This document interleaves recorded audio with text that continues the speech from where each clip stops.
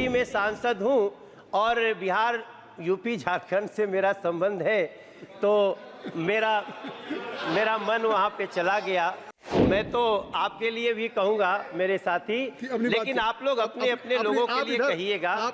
इस देश के लोगों को बहुत खुशी है कि नरेंद्र मोदी सरकार लगातार स्वास्थ्य के बजट में वृद्धि कर रही है।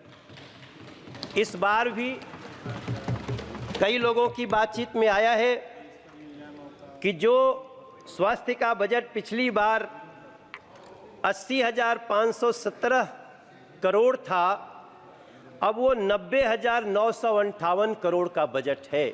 सभापति महोदय, ये बताता है कि सरकार स्वास्थ्य को लेकर के कितनी गंभीर है। और उसमें भी एक समय था जब इसी सरकार में हमने देखा था कि स्टंट जो लाखों रुपए का होता था, और उस स्टंट को नरेंद्र मोदी जैसे प्रधानमंत्री ने, जो गरीब घर से आते हैं, गरीबों के दिल की बात समझते हैं, और इस देश में स्टंट उसकी कीमत मात्र 26,000 कर दी गई थी, जिसके कारण आज गरीब से गरीब घरों में भी लोग इस हृदय के समस्याओं को दूर करने के लिए अब सक्षम हो रहे हैं। यही देश है सभापति महोदय। मेरे क्षेत्र में 20 जनौषधि केंद्र खुल चुके हैं। हमारे यहाँ दिल्ली के सांसद साथी हमारे सब बैठे हैं। दिल्ली में जनौषधि केंद्र के खुलने से जो दवाई 600 रुपये में एक पत्ता मिलती थी, वही दवाई लगभग 60 रुपये में मिल जाती है, मात्र 60 रुपये में। और इस बजट में वैसे तो बहुत सारी बातें हैं, लेकिन एक ऐसा प्रावधान किया गया है जिसने खुशी के आंसू लाए हैं उन लोगों के मन में, उनके आंखों में, जो लोग कैंसर से पीड़ित होते थे या उनके परिवार के लोग कैंसर से पीड़ित होते थे। मुझे लगता है चाहे ये ट्रेजरी बेंच हो, चाहे वो सामने का बेंच हो, सभी लोग इसको अप्रिशिएट कर रहे हैं कि अब कैंसर की 3 महत्वपूर्ण दवाइयां, जिनमें लोगों को इतना बड़ा खर्चा होता था कि कई बार तो गरीब परिवार के लोग हिम्मत तोड़ देते थे, आज तीनों दवाइयों को इस बजट में कस्टम के शुल्क से मुक्त किया गया है और उसका बहुत ही आसान इलाज हो गया है। मैं अपनी बात को बहुत लंबा नहीं करूंगा सभापति महोदय। मैं एम्स का गवर्निंग बॉडी का मेंबर हूं और मैं पिछले 4 साल से उसके साथ काम कर रहा हूं।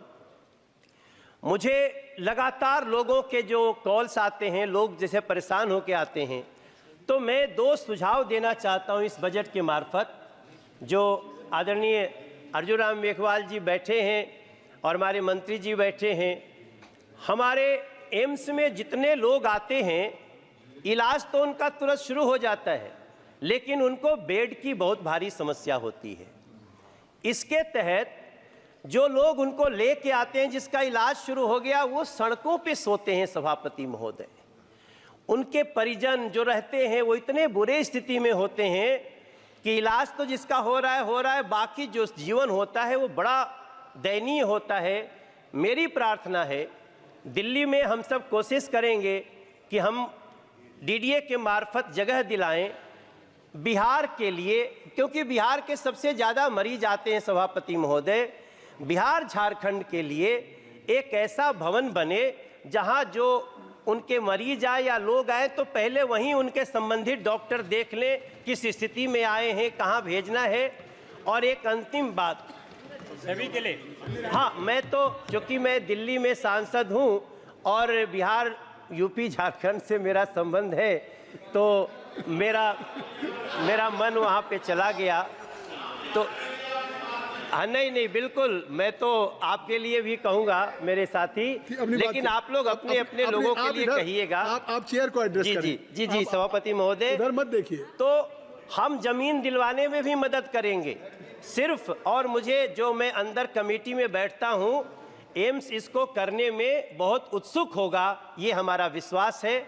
और अंत में एक विषय, हमारे यहाँ एक university college of medical sciences है, उसको अचानक से दिल्ली सरकार ने अपने अंडर में लेने का प्रोसेस शुरू किया है। मैं प्रार्थना करता हूं, ये दिल्ली की जो सरकार है, आम आदमी पार्टी की गवर्नमेंट, उसके पास न स्कूल संभल रहे हैं, न अस्पताल संभल रहे हैं। मैं प्रार्थना करता हूं चेयर के थ्रू मंत्री जी से कि हमारे university college of medical sciences को, UCMS को दिल्ली सरकार में न जाने दिया जाए, कृपया जहां है वहीं रहने दिया जाए ताकि बच्चों की ज़िंदगी बन सके। मैं इस चर्चा में भाग लिया। बहुत बहुत धन्यवाद। धन्यवाद।